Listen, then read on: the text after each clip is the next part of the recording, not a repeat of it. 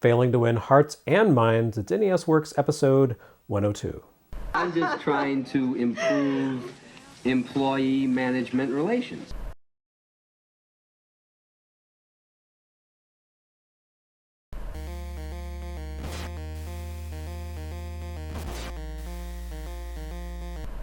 After wowing Americans with the utterly brilliant Blaster Master, Sunsoft could seemingly do no wrong. Just kidding. They actually followed up that masterpiece with two bizarrely disappointing NES releases, beginning here with Platoon. Platoon deserves notice for being one of the first NES games to appear with content based around an R-rated film.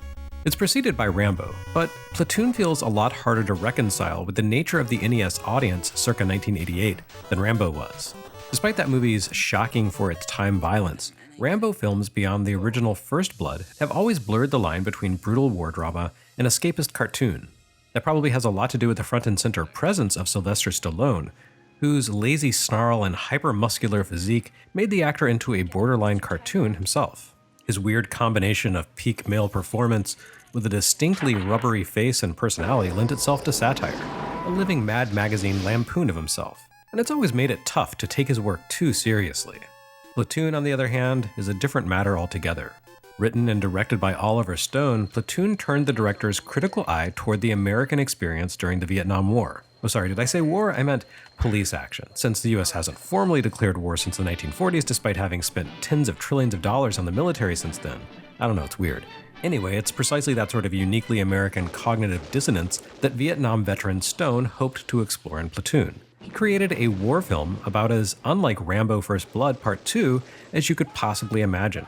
Despite both movies dealing in America's collective unease about our actions in Vietnam, and the fact that the cool, future-facing nuke-dropping heroes of World War II were humiliated by a loose coalition of low-tech guerrillas whose weapons often consisted of rusting rifles and sharpened sticks. Platoon followed the journey of a young soldier, a breakout role for the young, not quite yet completely off his nut Charlie Sheen, who joins the war and quickly finds himself disillusioned. He witnesses firsthand the amorality and illegality of his fellow soldiers' actions as they attempt to navigate a conflict in which an entire nation has no love for the occupying forces, and any civilian, even a child or pregnant woman, could hide lethal intent. The end result is a challenging movie that paints America's incursion into Vietnam as an unmitigated disaster that brought out the worst in everyone involved.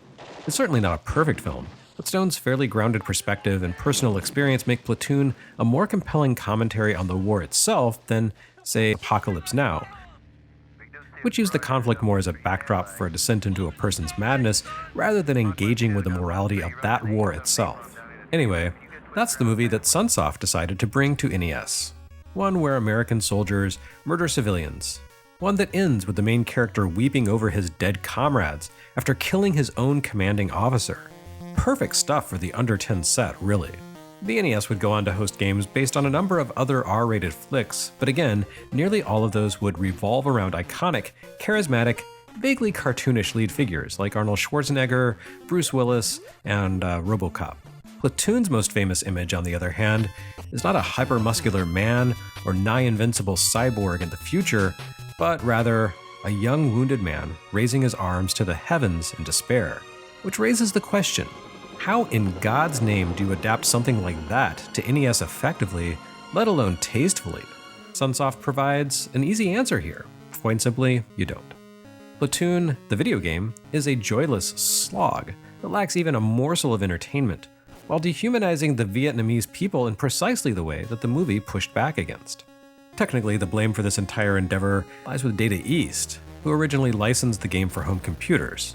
Sunsoft merely adapted their work to NES, but I still hold Sunsoft accountable because they didn't have to license this game. They could have brought over, I don't know, the wing of MADOOLA or something. But no, Sunsoft looked at the console that was primarily being sold with advertisements of a little kid daydreaming about his grandpa taking him on a shopping spree to Toys R Us and said, "The kids are gonna love it." Personal computers in the 80s were primarily the domain of older teens and adults, so a Platoon adaptation made some sense there, but on the NES, not so much. Then again, about all this game has in common with the film is that your platoon of soldiers, each of whom is identical to one another and represents a life, will die quickly and brutally. But wow, what a weird game. Similarly to Blaster Master, Platoon spans multiple modes of play, 4 modes to be precise, although good luck with seeing much beyond the first phase. You begin with a sort of side-view shooter platformer as you trek through the jungle. The viewpoint and structure here might remind you somewhat of RAMBO, perhaps not coincidentally. Your active character moves left and right and can jump, duck, shoot, and toss grenades. You get around a lot more slowly than, say, the dudes in Contra or RAMBO, and it doesn't help that your jump is mapped to up on the D-pad rather than to a face button like it would be in a more civilized game. Despite consisting of straight left-right spaces with no platforms, all you need to jump over here are tripwires and bullets, the jungle nevertheless comprises a maze. As in RAMBO, you'll reach certain areas in which you can press up or down on the D-pad to shift to a different screen, which is to say a parallel track in the jungle. These transitions look a little more natural than the north and south icons in RAMBO, since the jungle appears through a double dragon-like forced overhead perspective that allows you to spot these paths as clearings in the jungle growth. Your task is to acquire a cache of explosives, then backtrack and make your way to a village to destroy a bridge. The concept behind the sequence isn't awful, but the execution is bizarrely rough. This is the Sunsoft that gave us Atlantis no Nazo and the top-down sequences in Blaster Master, attempting to be the Sunsoft that gave us Blaster Master's cool tank format. Enemies pop up and jump down constantly and without warning, and your controls lack the responsiveness to allow you to properly deal with them. The worst are the fighters who drop down from the trees overhead to land directly behind you as you march forward. They emerge from the canopy much too close to you to give you the time you need to turn around and fire at them, and they move too swiftly to allow you to outrun them. So whenever a guy drops from above, you can basically look forward to taking an unavoidable hit. It's fun! Assuming you can survive long enough to find the explosives, you then have to trek back to the starting point, and then through the remainder of the jungle maze, which is about twice as far in the opposite direction, to reach the bridge and arrive at a village where you have to find some tools that will allow you to access the Viet Cong's tunnel system.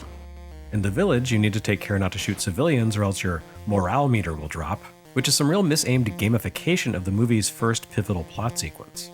Inside the tunnel, the game switches to a split-screen mode in which you see a first-person viewpoint to the left and a map to the right. This might remind you of another kinda R-rated NES game from 1988, GOLGO 13, all the way down to the fact that your on-screen avatar consists of a crosshair that you can use to target the foes who pop up from nowhere.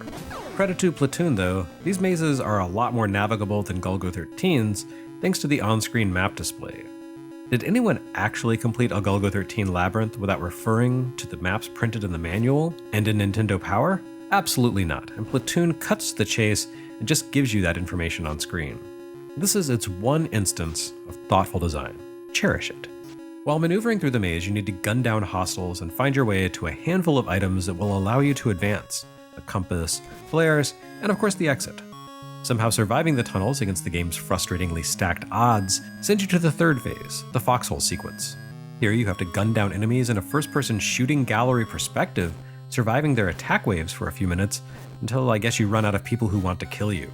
Finally, the game culminates in a journey to kill the movie's villain, if you want to call him that, in a format that seemingly combines the design of Contra's base scenes with the overhead shooting of Commando.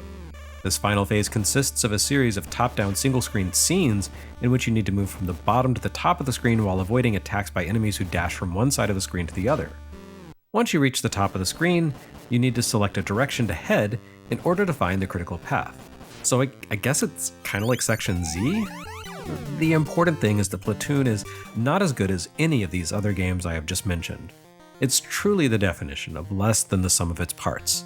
Sunsoft plus Data East plus tons of classic game concepts plus an Oscar-winning movie somehow equals a game that has no reason to exist. Sadly, Sunsoft's final release for 1988 doesn't offer any real improvements over Platoon. I will say at least the concept behind Xenophobe scans a bit better than that behind Platoon. Rather than adapting an ethically challenging, harrowing war drama into a kid's game, Xenophobe instead adapts James Cameron's Aliens into a two-person shooter. Now, it's supposed to be a three-person shooter, but the NES adaptation turned out to be a little, anemic. In fairness, the NES couldn't really have supported 3 players at this point anyway. The first multi-tap adapter was still a ways away, and as with Rampage, you really couldn't do anticipation-style controller sharing with this game.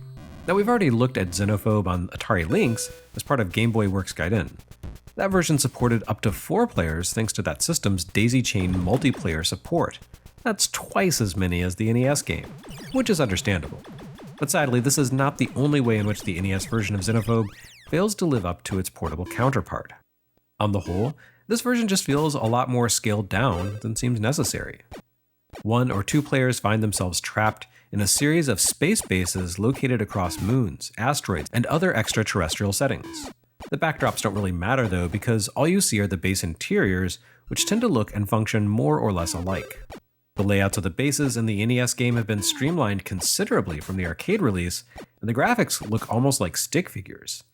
In the arcade and Lynx versions, you need to navigate spaces that never quite reach the level of complexity of the installations you traverse in the similarly split-screen multiplayer action game Spy vs. Spy. But they're still a lot more intricate than what Sunsoft managed to shove into this cartridge. Despite Xenophobe's structural similarities to Spy vs. Spy, I do feel that Rampage for NES makes the better point of comparison here. Both games water down their arcade counterparts with more simplistic visuals, fewer playable characters, and gameplay mechanics that are streamlined for the worse to create a simpler, less engaging game overall. You and possibly a friend run around on a base, shooting things, taking unavoidable cheap shots, and killing enemies until the game decides to let you stop. You have a deadline within which you need to wipe out all the aliens, but there's no way to see the actual number of aliens you need to destroy in each base. I don't know. As with Platoon, there are some elements here that have appeal, but none of them come together well. I've mentioned before that Sunsoft would grow into one of the pillars of the NES, but what we see here is a company still working its way through adolescence. Xenophobe doesn't even have a bangin' soundtrack, with its action playing out in dull silence, which seems like a failure to meet even the bare minimum you'd expect from a Sunsoft game. And what did Nintendo Power say? Pretty much nothing, and deservedly so. Both games appeared briefly in Packwatch for the debut issue of Nintendo Power, and to my knowledge, never showed up again. Hopefully, NES Works will adopt the same philosophy for these 2 games.